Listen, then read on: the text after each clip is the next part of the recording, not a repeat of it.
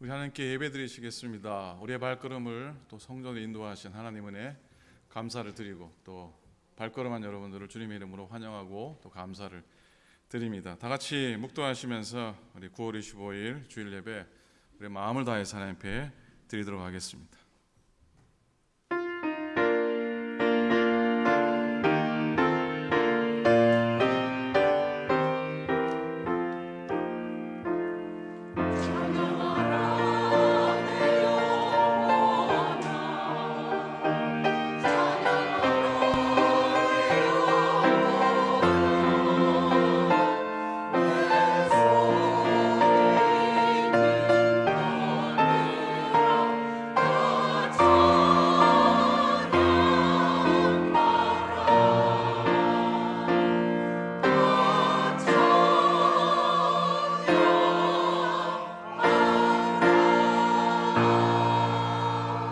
내가 전심으로 주께 감사하며 신들 앞에서 주께 찬송하리이다. 내가 주의 성전을 향하여 예배하며 주의 인자하심과 성실하심으로 말미암아 주의 이름에 감사하오리니 이는 주께서 주의 말씀을 주의 모든 이름보다 높게 하셨음이라.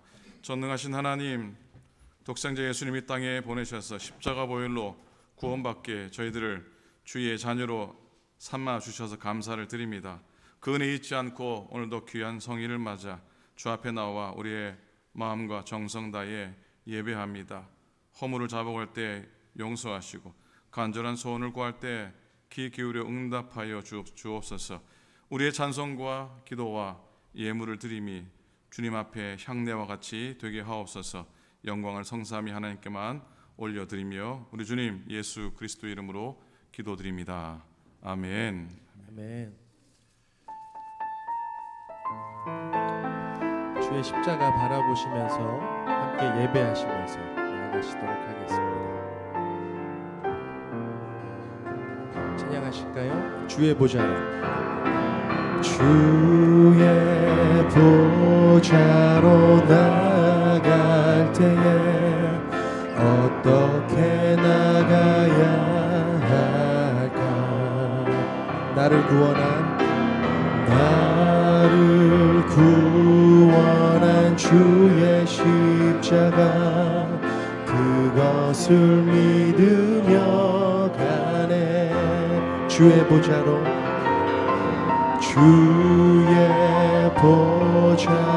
나아갈 때에 나 여전히 부족하나. 나를 품으신 주의 그 사랑 그것을 믿으며 가네. 자격 없는 내 힘이 아닌 오직 예수님의 보혈로. 고백하실까요? 자격 없는 내 힘이 아닌 오직 예수님의 보혈로.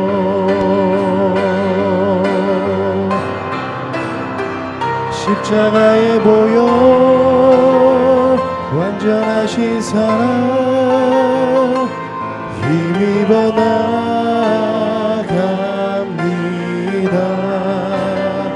십자가의 보혈 완전하신 사랑 힘입어 예배합니다.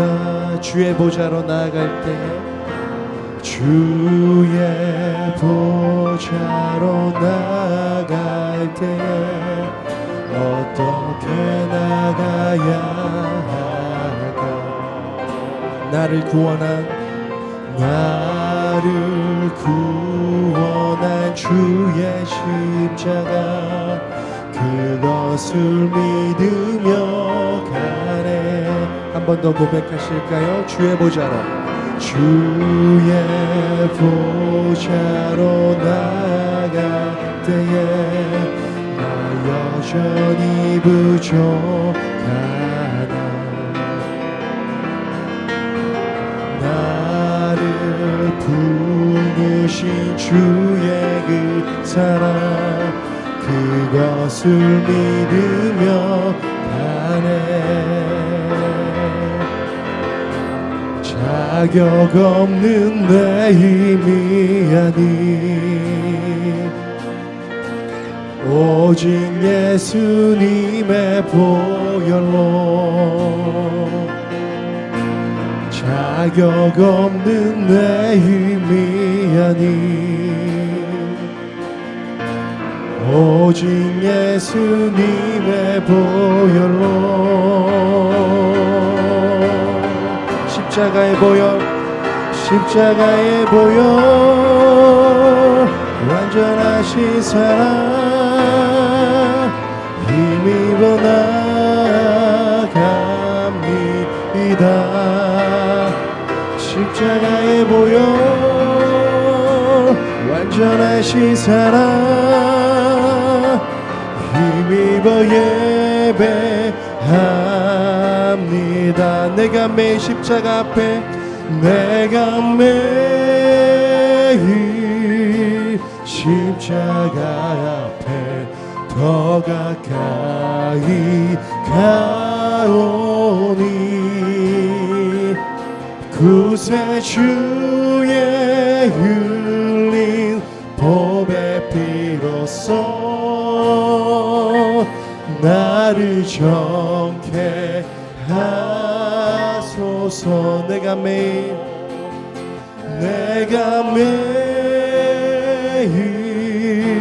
십자가 앞에 더 가까이 가오니 구세주의 흘린 보배 피로써 나를 정케 하소서 십자가의 보혈 완전하신 사랑 힘입어 나갑니다 십자가의 보혈 완전하신 사랑 힘입어 예배합니다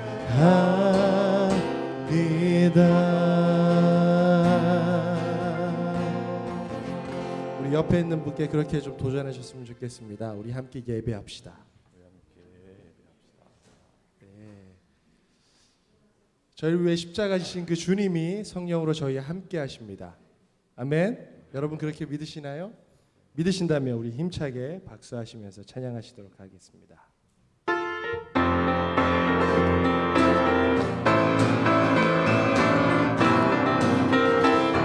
찬양하실까요? 내가 매일 기쁘게 술래의 길에 가면 주의 팔이 나를 안고하리요 내가 주의 큰 복을 잡는 주의 영이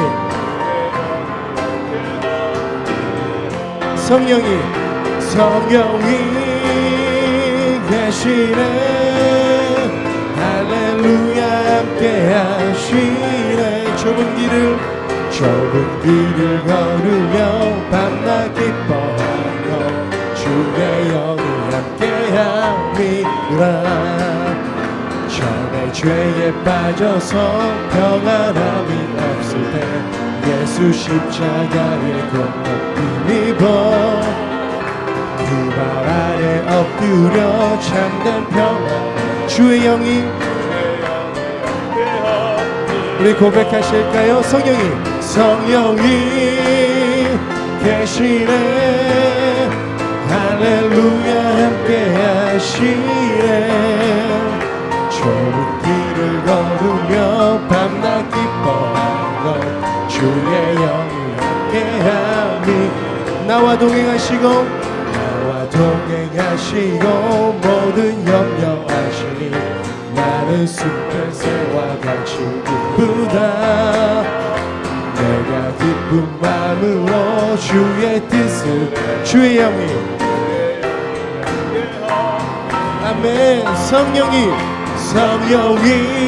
아멘 되시네.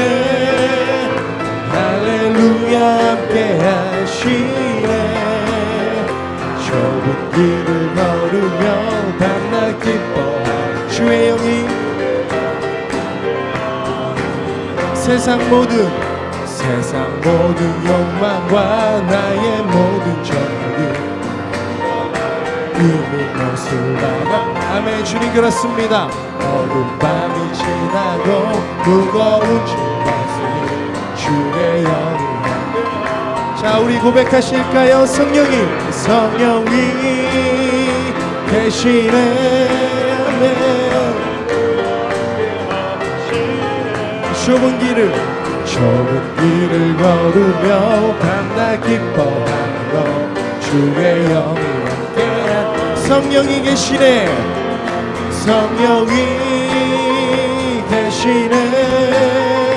할렐루야 함께 하시네. 좁은 길을 걸으며 밤낮 기뻐하며. 자, 우리 한 번 더 기쁨으로. 성령이 계시네.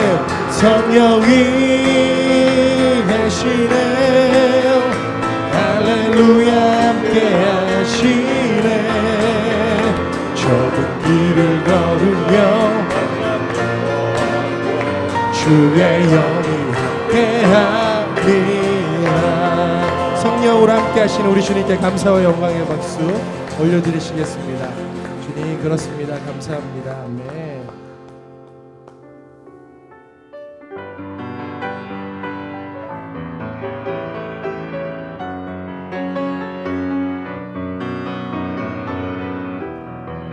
가사를 생각하시면서 함께 고백하시도록 하시겠습니다. 나를 지으시니가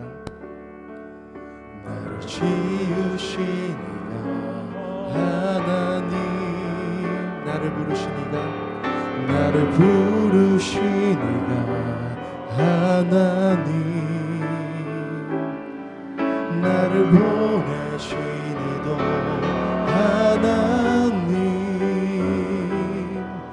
나의 나 된 것은 다 하나님 은혜라. 나의 달려갈 길 다가도록 나의 마지막 걸음 다하도록 나로 그 십자가 품게 하시니 나의 나 된 것은 다 하나님 은혜라. 한량없는 은혜, 갚을 길 없는 은혜, 내 삶을 애워싸는 하나님의 은혜. 하나님의 은혜. 나 주저함 없이 그 땅을 밟음도 나를 붙드시는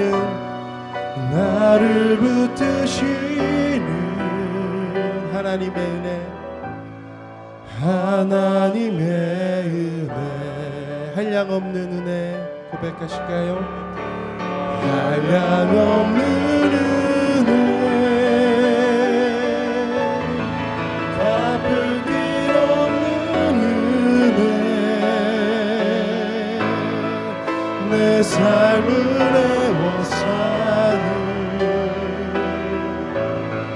하나님의 은혜. 주저함 없이 그 땅을 밟음도 나를 붙드시는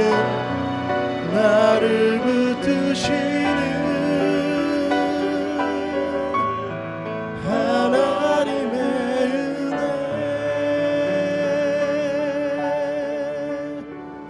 하나님 그 신사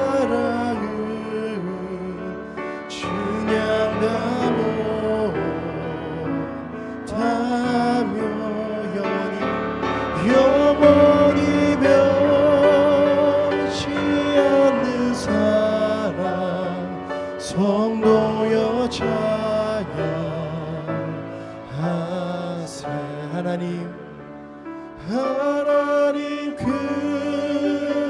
크신 사랑을 증량다 못하며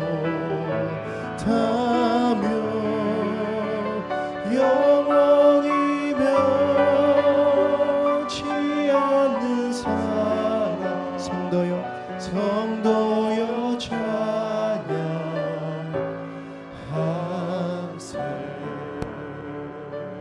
우리 변치 않으시는 그 하나님의 사랑 바라보시면서 예배를 위해서 그 은혜 감사하며 우리 기도로 함께 나아가시도록 하시겠습니다. 하나님 감사합니다.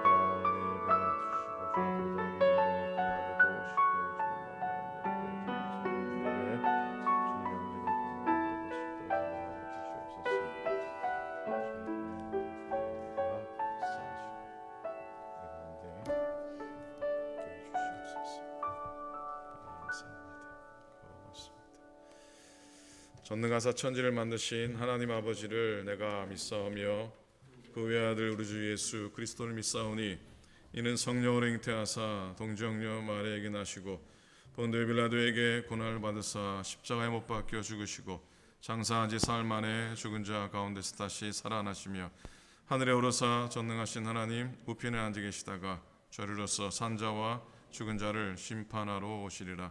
성령을 믿사오며 거룩한 공예와 성도가 서로 교통하는 것과 죄를 사하여 주는 것과 몸이 다시 사는 것과 영원히 사는 것을 믿사옵나이다. 아멘. 아멘.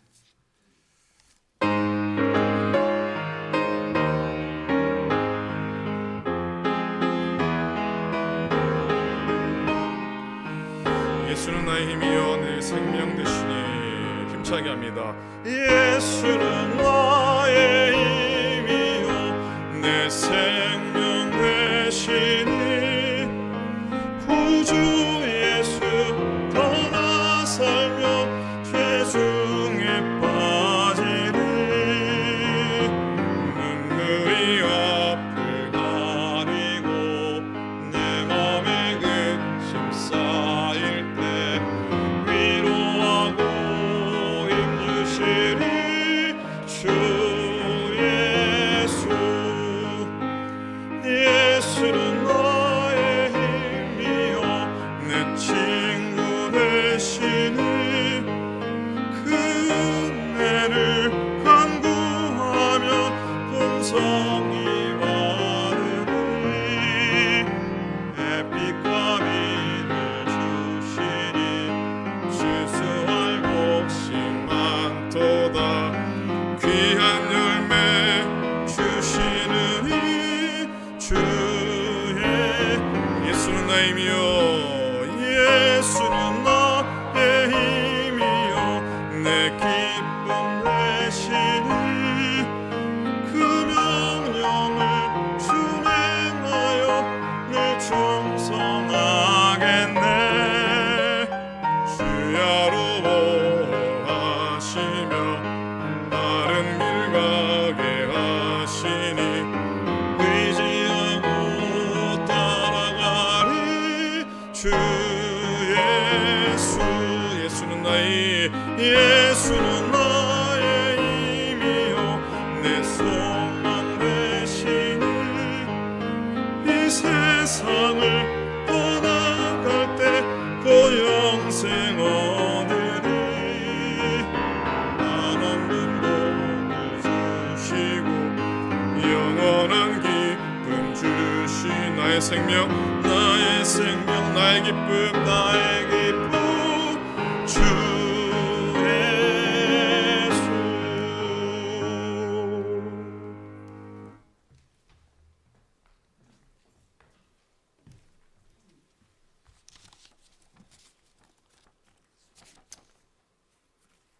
다 기도하시겠습니다. 감사하신 주님, 주께서 저희를 위하여 베풀어 주신 은혜와 사랑에 감사하며 주의 앞에 나와 감사와 찬양을 드리니 받아 주시옵소서. 우리의 경배와 찬양, 감사와 기도를 받아 주시고 하느님의 사랑을 더욱 베풀어 주시기 간구합니다. 경건하게 주님의 품에 안기를 바라는 저희를 불쌍히 여겨서 긍휼을 베풀어 주시옵소서. 저희의 욕심으로 인하여 감사하지 못한 저희를 용서하여 주시고 저희의 입술을 열어 찬양하지 못한 것을 용서하여 주시옵소서. 저희의 죄 때문에 주님의 영광이 가려진 것을 용서하게 하시고 저희의 죄를 벗게 하여 주시고 성결의 새 옷으로 입도록 하게 도와주시옵소서. 저희로 하느님의 영광에 참여하게 하시며 하느님의 영광을 드러내게 도와주시옵소서. 사랑 많으신 하느님 아버지, 우리가 어려운 이웃을 돌아보게 하시고 그들에게 주님의 사랑을 실천할 수 있는 마음을 허락하여 주시옵소서. 또한 저희의 예배를 위하여 기도하오니 주님 저희의 예배를 기쁘게 받아주시옵고 예배를 친히 주관하시며 저희에게 은혜를 내려주시옵소서. 저희에게 말씀하시기를 원하시는 하느님 아버지, 저희를 위하여 담임에 세워주신 목사님에게 함께 하시고 저희에게 주님의 말씀을 대신하실 때 크신 은혜로 하게 도와주시옵소서. 이 감사의 말씀 우리 주 예수님 이름으로 감사하며 기도드렸습니다. 아멘.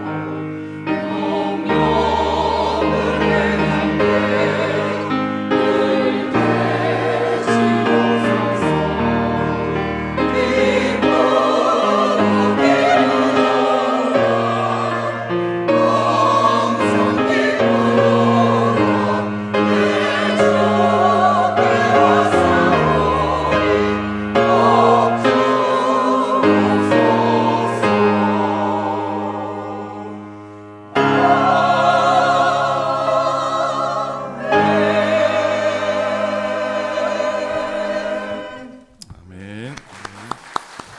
하나님께 감사의 박수, 또 찬양의 감사를 드립니다.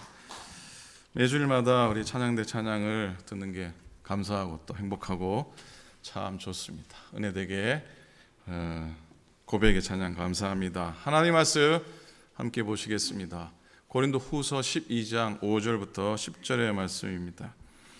고린도후서 12장 5절부터 10절의 말씀입니다. 신약성경 298페이지 말씀입니다. 5절부터 10절까지 한 절씩 교독으로 말씀을 봉독합니다. 내가 이런 사람을 위하여 자랑하겠으나 나를 위하여는 약한 것들 외에 자랑하지 아니하리라.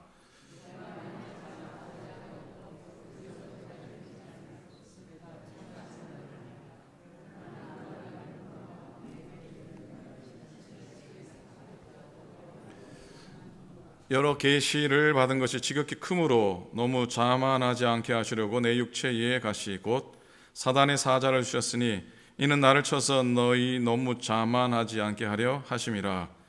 이것이 내게서 떠나게 하기 위하여 내가 3번 주께 간구하였더니 나에게 이르시기를 내 은혜가 내게 족하도다. 이는 내 능력이 약한 데서 온전하여짐이라 하신지라.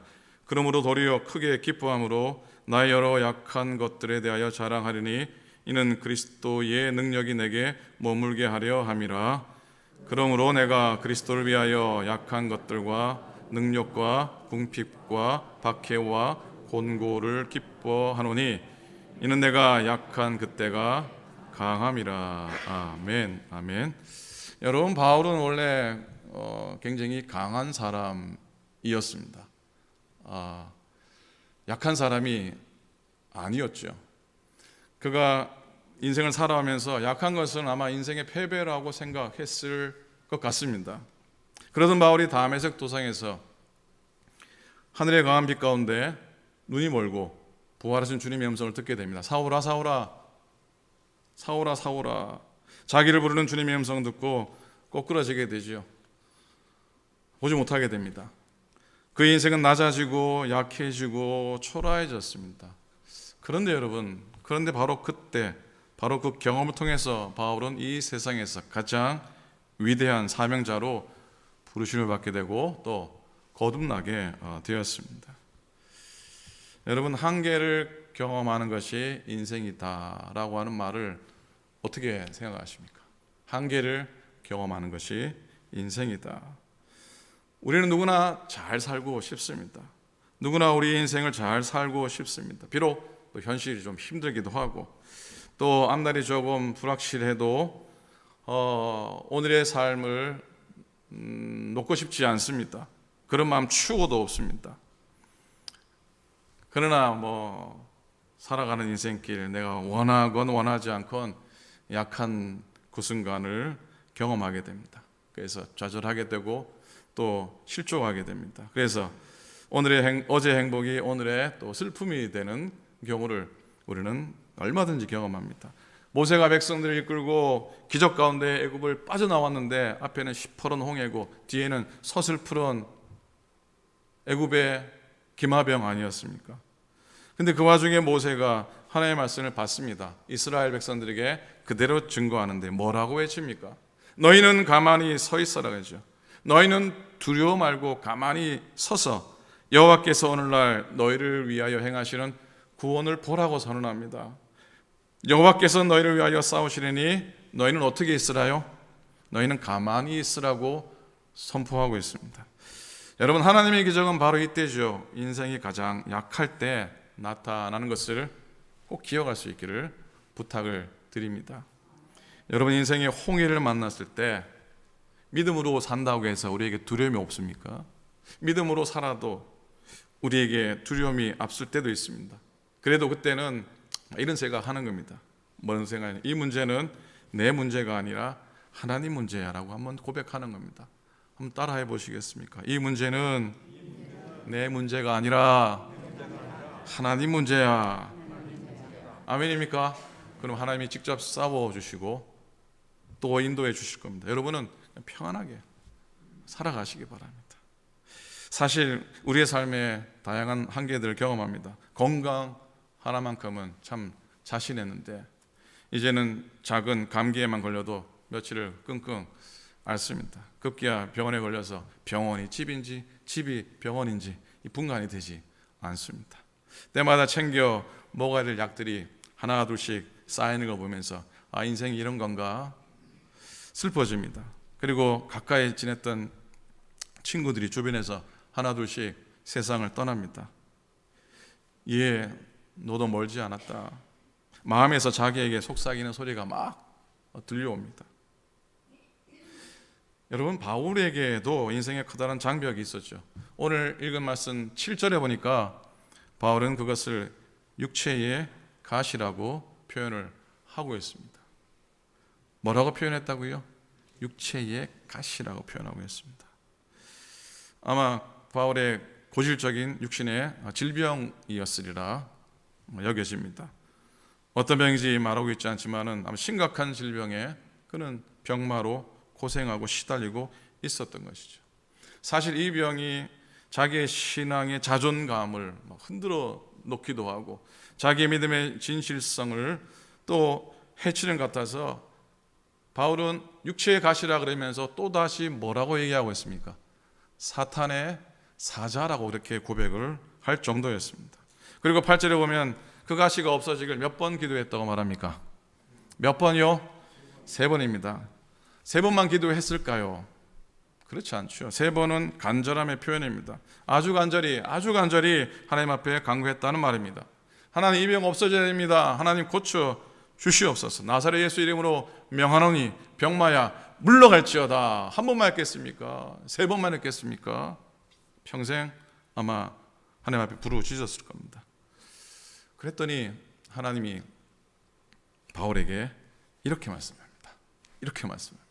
제3자의 입장에 들으면 너무나 은혜스러운 고백인데 당사자의 입장에 들으면 사정 너무 모르시는 말씀이에요. 내 은혜가 너에게 족하도다. 이는 내 능력이 약한 데서 온전해짐이라. 오늘 말씀의 제목이 내 은혜가 내게 족하도다 제목입니다. 기쁨의 언덕으로 묵상할 말씀 순서를 따라 지난 화요일부터 월말까지 고린도서의 말씀을 우리가 읽고 통독하고 또 묵상하게 됩니다. 통독의 진도를 따지면 고린도후서 본문으로 오늘 나누는 말씀이 아쉽게도 마지막이 되긴 합니다. 언젠간 또 고린도서 말씀을 전하겠지만 그래서 한번 이 주일날 나눠야 될 말씀의 본문을 뭐로 할까? 오늘 12장 9절의 말씀이 떠올라서 그 말씀을 붙들었습니다. 내 은혜가 내게 족하도다. 여러분 삶은 만족스럽고 또 행복하고 또 안전하십니까? 어떠세요?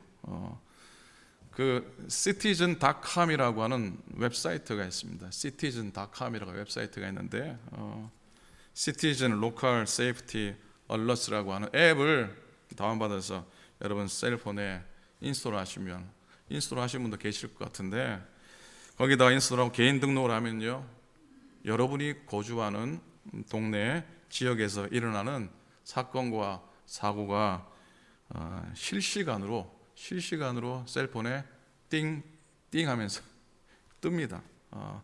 교통사고, 폭행, 강도, 도둑, 차량 절도, 차량 뺑소니, 총기 사건, 화재. 어제 저녁에 보니까 오클랜드 시티 안에 24시간에 20여 차례 경고가 떴더라고요. 목사님 20차례밖에 안 될까요? 더 되죠. 당연히 더 되죠. 1시간에 한 번 정도는 큰 사고가 나는 겁니다. 요 조그마한 오클랜드 시티 안에서. 세상은 안전하지 않습니다. 오클랜드가 좀 더 할지는 모르겠지만은 어디나 마찬가지입니다. 그래서 집사님이 그러더라고. 그게 깔지 말라고. 동네에 무서워 어디 살 수 있겠냐고. 그렇게. 그래도요. 사고 소식이 실시간으로 땡땡하면서 이렇게 뜰 때마다 저는 속으로 그럽니다. 하나님 감사합니다. 오늘만 지켜주셔서 제가 그 덕분에 믿음이 더 커가고 있습니다. 띵띵할 때마다 사람이 죽어가고 사고가 나고 그러는데 아직 이렇게 살아있으니 감사한 거죠. 그래서 믿음이 더 좋아지고 있습니다. 요즘 베이 지역뿐만 아니라 남가주, 멕시코 요즘 우뚝 이 지진이 많이 일어나는 것을 여러분 아실 겁니다. 그리고 엊그젠가 경고가 떴었죠. 지구 온난화, 기후 변화 때문에 캘리포니아에 100년에서 200년 만에 한번 올까 말까 하는 대홍수가, 아니 이 가뭄인데 무슨 대홍수냐 그러는데, 그런 대홍수가 올 가능성이 최근에 경고가 되었습니다.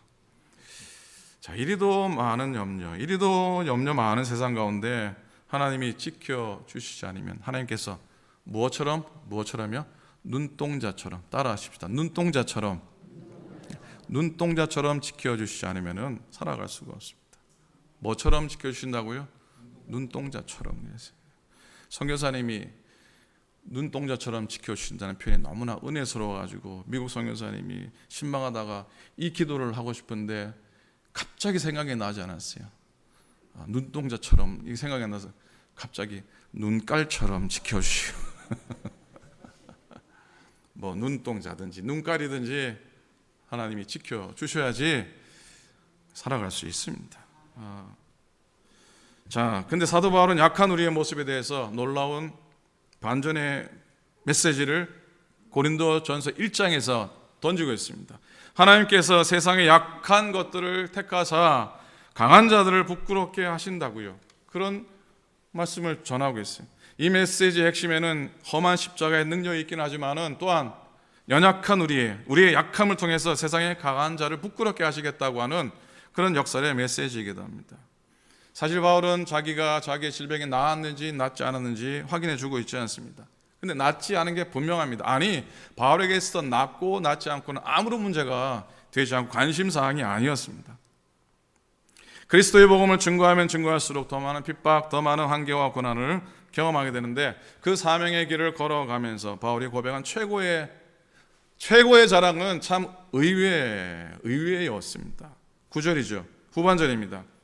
그러므로 도리에 크게 기뻐함으로 나의 여러 약한 것들에 대하여 자랑하리니 이는 그리스도의 능력이 내게 머물게 하려 함이라 그랬습니다. 약한 것을 자랑한다고, 약한 것을 기뻐한다고 말도 되지 않는 고백을 하더니 이어서 바울은 약할 때 강함이 된다고 상식밖에 얘기를 합니다. 어떻게 약한 게 강함입니까? 10절입니다. 그러므로 내가 그리스도를 위하여 약한 것들과 능력과 궁핍과 박해와 곤곤을 기뻐하느니 이는 내가 약한 그때가 강함이더라. 이 자리에 얘기하니까 은혜스럽고 참 귀하죠. 세상에 나가서 약한 게 강함이라 그러면 누가 그 얘기를 공감하고 누가 그 얘기를 잘했다고 얘기하겠습니까? 자, 바울은 로마서로부터 저기 빌레몬 서신까지 쫙 바울의 서신을 살피면요, 자랑이라고 하는 단어를 한 58번 정도, 물론 우리 번역된 한국 성경에 58번 정도, 58번 정도 얘기하는데요, 고린도 후서에서 자랑이라는 단어가 몇 번 나오냐면 30번이 나옵니다. 그리고 고린도전서에서 10번을 포함하면 고린도서신에서 40번의 자랑이라고 하는 단어가 나옵니다. 자랑이라는 단어의 등장이 압도적입니다. 또 하나 더 있죠. 고린도서에서 많이 나오는 단어가 또 하나 더 있습니다. 지난 주중에 주중 말씀 제목에 있습니다. 무슨 단어입니까? 무슨 단어입니까? 이건 좀 듣고 싶어요. 무슨 단어입니까? 제목에 있어요. 이 제가 듣나 안 듣나를 확인하는 겁니다, 지금. 제목에 있어요. 뭡니까? 위로 했어요. 한번 따라합니다. 위로. 뭐라고요? 위로. 고린도후서에서 위로, 자랑, 이 두 단어는 참 중요한 단어입니다. 바울 서신의 전체에서 위로라고 하는 말의 절반이 고린도후서에 나오겠습니다. 하나님의 위로가 여러분에게 가득하기를 축복합니다. 위로 받으셔야 돼요. 위로받고 살았으면 좋겠어요. 그렇죠? 자, 바울은 사실 고린도 서신 이외에서는 자랑이라는 단어를 많이 사용하지 않습니다. 주님 만나고 인생 바뀌었는데 뭘 자랑할 게 있겠습니까? 그런데 유독 고린도후서에서 바울이 자랑에 대한 주장을 분명히 하고 있는데, 그건 바울의 적대자들이 하도 자기 자랑을 하고 그랬던 겁니다. 스스로 참 제자라 지켜 세우고 혈통과 외모와 육신을 자랑하고 바울을 공격했기 때문입니다. 그리고 바울은 사도로서의 근본이 없다, 언변이 없다, 신앙적인 체험이 없다, 헌금만 챙긴다. 바울을 흔들어 놓았던 겁니다. 그래서 바울이 사실 오늘 읽지 않았지만 12장 1절에 갑자기 자신이 체험한 환상과 계시에 대해서 얘기하는데요. 이게 뭔 의미냐면 나도 너희들이 자랑한 것 같은 자랑거리가 나한테도 있다는 얘기입니다. 맞짱을 뜬 겁니다. 바울의 자랑은 자랑하고 싶어 하는 자랑이 아니라 적대자들의 자랑에 대한 대응책으로 자랑한 것이죠.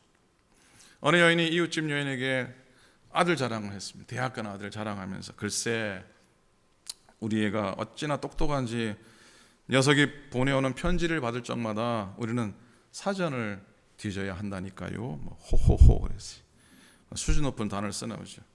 그 말을 들은 그 이웃집 여자가 아이고 정말 복도 많으세요. 대꾸하고선 이렇게 말합니다. 우리는 말이에요. 아들로부터 편지를 받을 적마다 은행을 가야 된답니다. 호호호 했답니다. 별로 재미가 없나 보죠. 사람 앞에서 자식 자랑 많은 것이 어디 있겠습니까? 그게 더 기쁨이기도 하고요. 그러나 하나님 앞에서는 달라야 합니다. 왜 하나님 앞에서 자랑해서는 안 됩니까? 내가 받은 모든 게 거저 받은 은혜이기 때문입니다. 내가 무엇을 잘해서 받은 게 아니라 지금 누리고 있는 모든 것이 오직 하나님의 은혜이기 때문입니다. 2차 세계대전 당시에 유태인들 중에 정말 뛰어난 사람 많았고 부자들 많았습니다. 그러나 전쟁이라고 하는 기가 막힌 생각하지 못한 비극이 다가오니까 그들이 가지고 있었던 모든 것이 한마디로 쓸모가 없게 되었습니다. 자신이 재산 많은 게 지식이 뛰어난 명예를 가졌으면 뭐합니까? 자식 공부 잘해 출세하면 뭐합니까? 절명의 순간에 그들이 가진 것은 자랑거리가 아니었습니다. 오직 살기 위한 발버둥 뿐이었습니다. 여러분 12장의 바울은 14년 만에 몇 년 만에요? 14년 만에 자기가 본 환상과 계시에 대해서 일갈을 하고 있습니다. 1절에서 이미 말이 나왔으니 주님께서 보여주시는 환상과 계시들을 말할까 합니다 하면서 시작합니다. 14년 전의 체험을 언급할 수 없었던 이유는 고린도 교회 교회들이 바울에게 사도로서의 징표를 보여달라 그런 거예요. 할 수 있는 주장이지만 그 말을 받는 바울은 참 마음이 쓰렸을 겁니다. 그래서 당신이 경험한 신비한 체험과 계시를 고백했지만 그러나 이 신비로운 체험조차도 자기를 위해 사용하지 않았습니다. 그리고 이 징표로 보여주면서 바울이 자랑한 건 그 신비의 체험이 아니라 자기의 약한 육체의 가시였어요. 가시. 육체의 가시가 자기가 경험한 환상과 계시 때문에 교만하게 하는 것을 막아주고 깨우쳐주는 하나님의 은혜라고 고백을 합니다. 또한 그 육체의 가시 속에 담겨져 있는 그리스도의 능력을 자랑하고 또 감사하고 있습니다. 그래서 바울의 이 고백은 바울의 위대한 고백 중에 저는 백미라고 생각합니다. 구절을 한번 다 같이 읽었으면 좋겠습니다. 9절입니다. 함께 읽습니다. 시작. 나에게 이르시기를 내 은혜가 내게 족하도다. 이는 능력이 약한 데서 온전하여 짐이라 하신지라. 그러므로 도리어 크게 기뻐함으로 나의 여러 약한 것들에 대하여 자랑하리니 이는 그리스도의 능력이 내게 머물게 하려 함이라. 아멘입니다. 바울은 특별히 환상과 계시의 말을 하면서 3인칭을 씁니다. 잘 읽어보면 3인칭을 쓰고 있어요. 사실 이 고백은, 이 경험은 바울의 경험이 확실합니다. 그런데 바울은 굳이 타인의 체험으로 말을 하고 있는데 왜 그랬을까요? 그건 자기 이름으로 자기를 자랑하는 게 유익하지 않다는 걸 알았기 때문입니다. 바울은 이미 다메섹 도상에서 부름을 받은 이후로 정말로 많은 신비한 체험을 경험한 사람입니다. 다메섹 도상의 체험은 두말할 필요가 없습니다. 2차 전도 여행 중에 환상 가운데 마게도냐로부터 도와달라고 하는 환상을 듣고 보고 건너가지 않습니까? 고린도 지역에서 고생스럽게 사역하는데 하나님이 또 환상 가운데 바울을 위로해 주셨잖아요. 예루살렘에서 체포되었을 때도 마찬가지입니다. 하나님 환상 속에 바울을 위로해 주셨습니다. 바울의 복음과 사명을 감당하고 죄수의 몸이 된 배 타고 이 험한 항해를 할 때, 죽음 직전에 이르렀을 때 너와 배 탄 모든 사람의 생명이 안전할 것이다라고 위로의 음성을 바울은 듣게 됩니다. 근데 신기한 게 있습니다. 바울의 모든 환상의 경험들, 특별히 계시의 경험들은 공통점이 있습니다. 무슨 공통점이냐면 복음 사역에 행하다가 정말 공경에 처했을 때 하나님의 환상 가운데 들려주시는 음성을 통해서 큰 위로를 받게 됩니다. 고난 중에 계신 하나님, 나를 환상 가운데 나를 깨워주시고 위로해 주시고 사명을 감당케 해주셨다는 공통점이 바울의 생애 내내 존재합니다. 자, 여러분, 우리가 겪고 있는 육신의 고통의 신비는 세상에서 완전히 이해될 수가 없습니다. 그리고요, 함부로 그 당하는 고통을 해석해서도 안 됩니다. 어느 목사님이 아파서 들어 누웠대잖아요. 그러니까 어느 교우가 와가지고 신방하신다고 오셨는데, 목사님 회개하시라고, 목사님 얼마나 죄를 많이 지셨길래 회개하시라고 그랬답니다. 설령 그 말이 맞을 수도 있지만 맞겠죠. 맞지요. 그러나 그렇게 해석하지 말라는 거예요. 자, 그럼에도요, 육체적인 고통은 경건한 성품을 세워주시기 위해서 하나님이 사용하시는 도구이기도 합니다. 아프면 언제가 간증했나요? 오래전에 친구 목사가 LA에서 목회한 친구가 안면에 암이 나서 결국은 하나님 부름 받았는데 아플 때 가서 만나고, 그러니까 그런 얘기 하더라고요. 야, 너 아픈 사람한테 가가지고 절대로 회개하라, 잘못한 게 있냐, 그러지 말라고. 사실 그럴 목사가 있겠습니까만 그러지 말라고. 왜냐하면 자기가 아프니까 제일 먼저 드는 생각이 내가 하나님 앞에 잘못한 게 무언가라고 하는 생각이 너무 나더라는 거예요. 그래서 그 말 하지 않아도 그런 상황 가운데서 엎드리게 된다고. 그저 위로하고, 그저 축복하고, 그저 소망을 얘기하라고 주님과 친구들 함께 얘기했어요. 결국 주님 부름 받았는데 그중에 생각이 납니다. 함부로 당하는 고통에 대해서 해석해서는 안 되는 겁니다. 그러나 그 고통이 하나님의 성품에 이르도록 인도하는 통로일 수 있다는 것은 받기 원합니다. 로마서에서 바울이 이는 고백하죠. 로마서 5장입니다. 우리가 환난 중에 즐거워하나니 이는 환난은 인내를, 인내는 연단은 소망을 이루는 줄 알미로다. 아멘입니까? 바울이 받은 환난과 환상과 신령한 체험, 그죠? 거룩한 체험, 그리고 바울이 겪었던 정말 쓰라린 그 육체의 가시, 육체적인 가시의 체험들, 이 두 개가 어찌 보면 바울이 사명을 감당하는 데 있어서 정말 중요한 체험이었고 그의 사역을 감당하게 했던 견인차였을 거라 믿습니다. 어느 하나만 있었다면 잘 되지 않았을 것 같아요. 선율이 없는 음악이 있을 수 없듯이 신비적인 요소가 없는 종교도 없습니다. 하지만 제 아무리 신비적인 체험을 많이 했어도 예수 그리스도를 믿음으로만 구원에 이르는 줄로 믿습니다. 그 믿음이죠. 신비로운 체험을 바르게 한 사람은 삶에 있어서도 사랑이 제일입니다고 말합니다. 그게 성경의 가르침입니다. 사랑은 믿음을 저버리지 않습니다. 바울 때나 지금이나 교회가 요구하는 하나의 상징이 있습니다. 그건 십자가입니다. 십자가는 사랑입니다. 인간을 사랑하시는 하나님의 상처가 십자가입니다. 우리를 사랑하시는 하나님의 상처가 바로 십자가라는 말입니다. 우리도 양손과 양발과 옆구리에 5개의 상처가 있었으면 합니다. 그 상처가 없이는 우리가 아무리 세상을 향해서 사랑을 부르짖어도 사람들은 귀담아 듣지 않을 겁니다. 예수 그리스도께서 십자가에 보여주신 사랑의 흔적을 몸에 지니고 살아간다면 세상을 조금 바꿀 수 있을 거라고 믿습니다. 여러분, 은혜 가시가 은혜가 되는 이유는 이분 때문입니다. 바로 예수님 때문입니다. 가시로 말하면 예수님의 가시에 견줄 만한 가시가 도대체 어디 있겠습니까? 가시가 예수님 이마를 찔렀습니다. 손과 발 옆구리를 꿰뚫었습니다. 이 세상에 그 누구도 주님의 아픔에 동참하지 못했습니다. 모세의 가시도 바울의 가시도 스데반의 가시도 그리고 우리들의 가시도 주님의 가시에 비견될 수가 없는 거 아닙니까? 철저한 처절한 고통과 절망의 십자가 지신 주님께서 다시 살아나서 부활하신 그 사건을 이 바울이 고백합니다. 그 가운데 주님의 위대한 능력을 발견하게 됩니다. 그런 이유로 바울은 가시 타령하지 않습니다. 낫고 안 낫고는 문제가 아닙니다. 그리고 상처 타령하지 않았습니다. 예수 그리스도의 능력과 복음을 전하기로 결단한 것이죠. 여러분, 누구에게나 가시가 있습니다. 다 가시가 있습니다. 근데 왜 가시가 나를 찌르느냐? 왜 남편이 내 가시가 돼야 되고 아내가, 자식이 왜 내 가시가 돼야 되냐? 알고 팔자야 탄식할 때도 있습니다.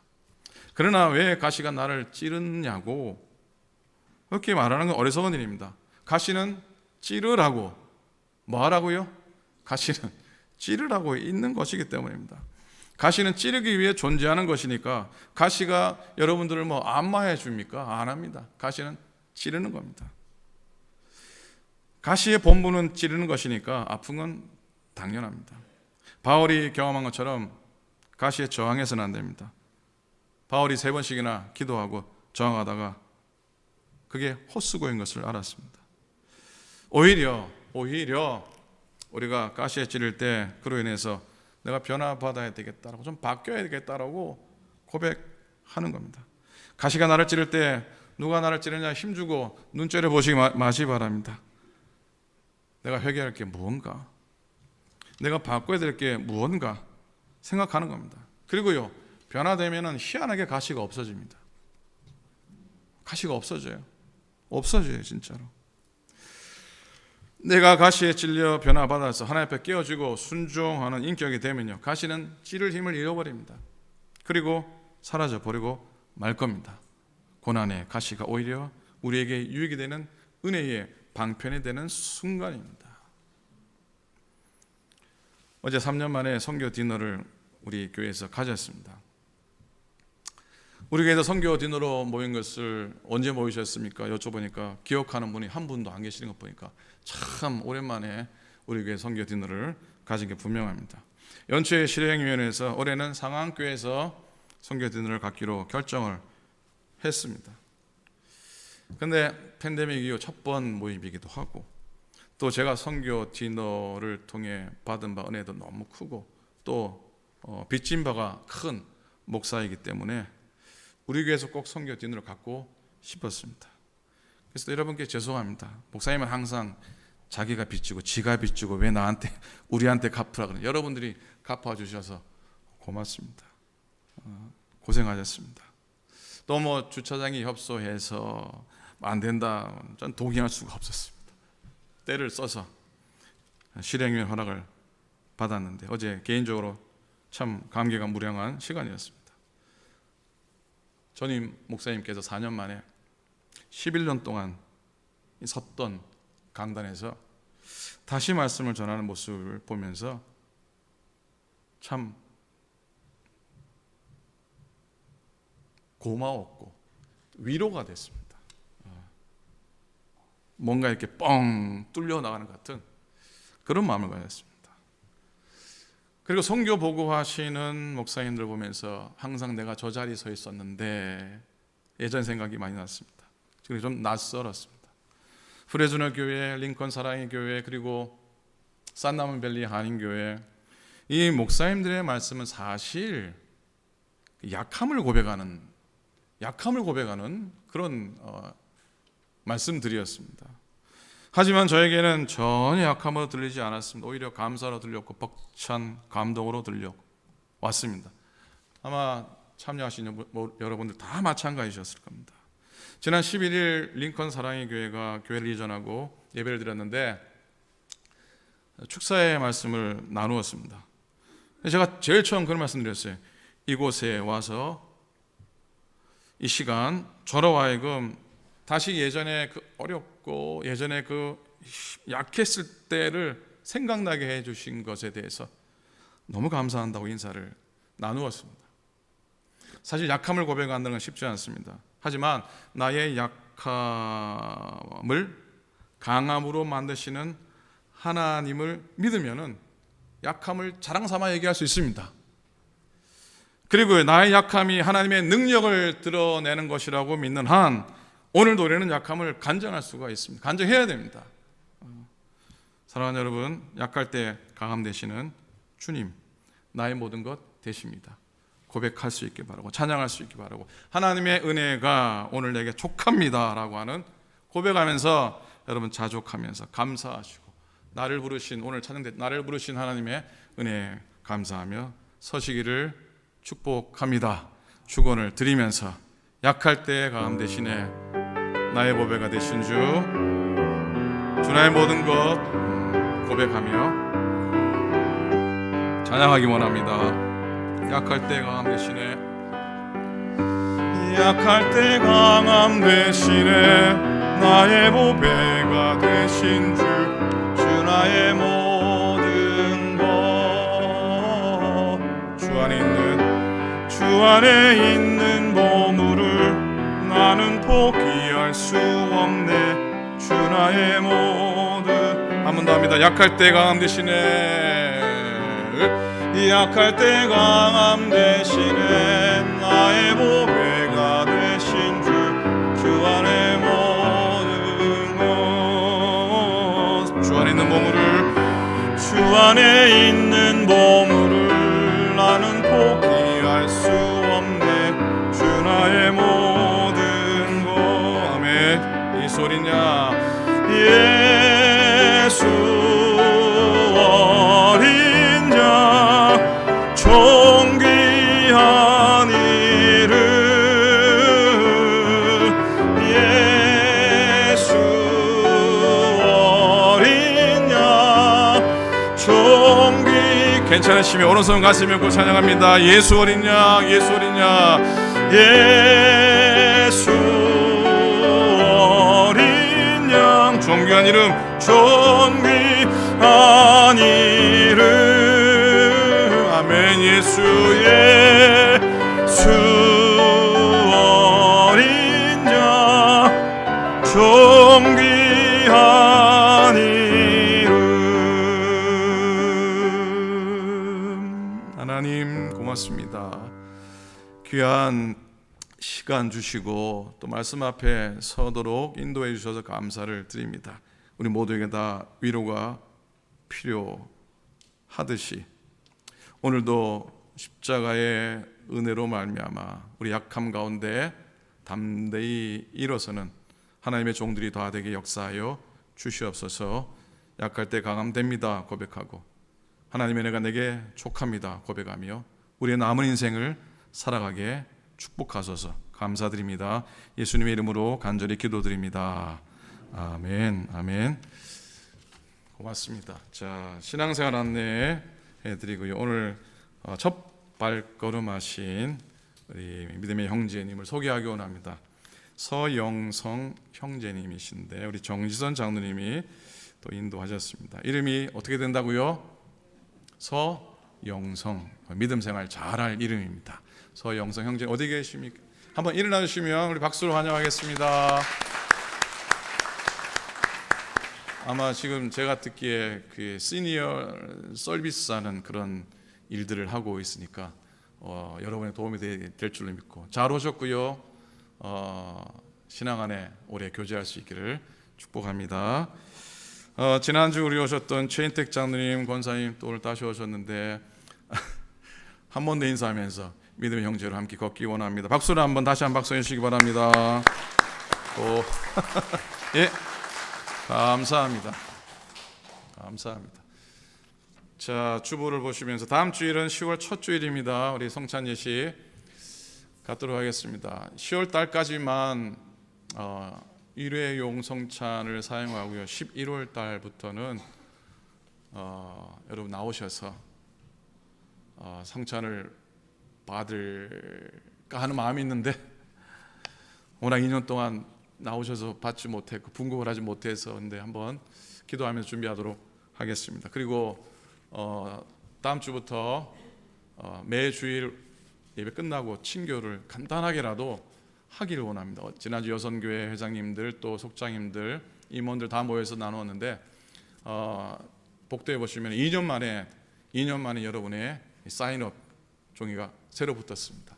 다음 주부터 아주 간단하게라도 다가 나눌 수 있도록 자원해 주시고, 뭐 두 분이 하셔도 관계없습니다. 함께 사인업 자리를 메워 주시고 또 교제할 수 있기를 바랍니다. 그리고 11월부터는 토요일 새벽 예배를 시작했으면 합니다.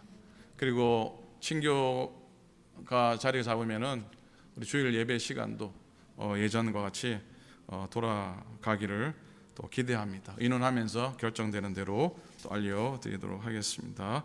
어제 선교드림 위해서 애쓰신 여러분들 참 감사합니다. 티켓 구입해 주시고, 또 특별히 어제 핸드벨 팀이 참 잘했어요. 유재성 목사님이 아주 극찬을 하긴 하셨는데, 핸드벨 팀 손 한번 들어보십시오.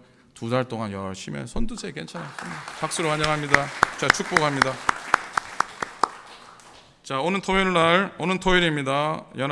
여성연합회에서 워커톤, 이 걸으면서 또 선교를 위한 펀드레이징, 또 교제의 시간을 갖습니다. 늘 하던 렉 샤봇에서 10시에 예배를 드리고 시작합니다. 예배 인도는 부족한 제가 하고요. 또 친교는 아마 늘 하는 거지만 오클랜드 교회와 우리 교회와 열린 교회가 섬기게 됩니다. 여러분 많이 오셔서 교제하시고 운동도 하시고 맑은 공기 쉬면서 그렇게 귀한 시간 보낼 수 있기를 바랍니다. 다음 주일 베이비 샤워 청년부 우리 진세 형제 가정 또 수지 자매 두 가정이 곧 출산을 하게 돼서 베이비 샤워를 친교 후에 그 자리에서 하게 됩니다. 여러분들 관심 가져주시고 마음 있으시다면 기적이라도 이렇게 나누어서 격려해 주시고 축복해 주시면 고맙겠습니다. 교인 총회를 이제 준비해야 됩니다.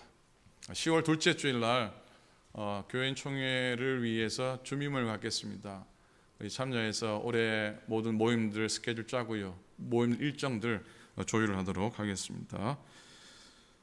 반주자와 지휘자 청빙에서 계속 기도해 주시기를 부탁을 드립니다. 자, 연약하신 분들을 위해서 기도해 주시고 출타하신 분들 기도해 주시고 늘 평안 가운데 거하시기를 바랍니다. 오늘 권호일 장로님 오랜만에 뵀는데 장로님 기도해 주시기 바랍니다. 자, 제가 빠뜨린 광고 있습니까? 빠뜨린 광고 없으면 다 일어나셔서 마지막 찬송하시고 축도로 임하시도록 하겠습니다.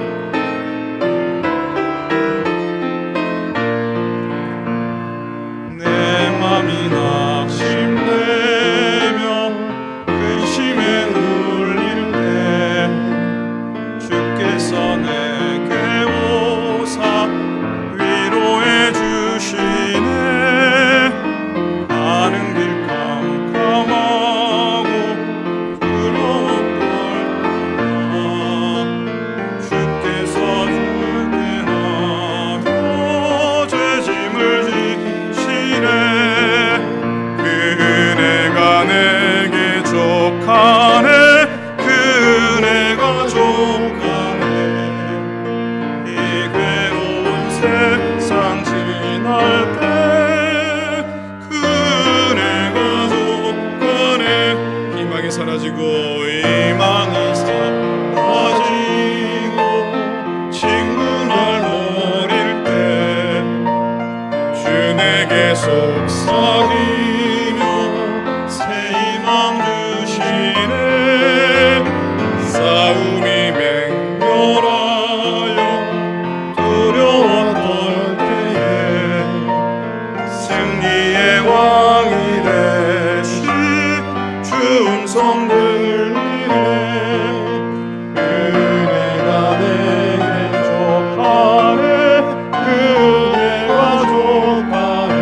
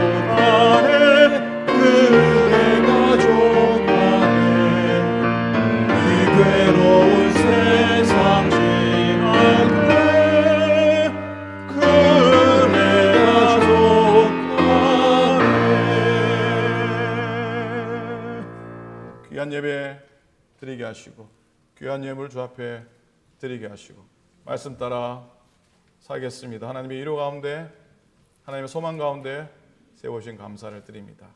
이제는 우리 주님 예수 그리스도의 은혜와 하나님 아버지의 극진하신 사랑하심과 성령님의 감동 감화하심이 주 앞에 나와 예배하는 귀한 심령들이 위해 우리의 마음을 다해드린 귀한 물질이 위해 앞으로 살아갈 우리의 삶과 인생들이 위해 오늘 첫 발걸음한 귀한 형제 위해 오늘도 하나님 바라보고 믿음의 자리에서 굳건히 담대히 서기 원하는 당신의 모든 종들 머리 위에 이제로부터 영원토록 함께 하시기를 간절히 축원하옵나이다. 아멘.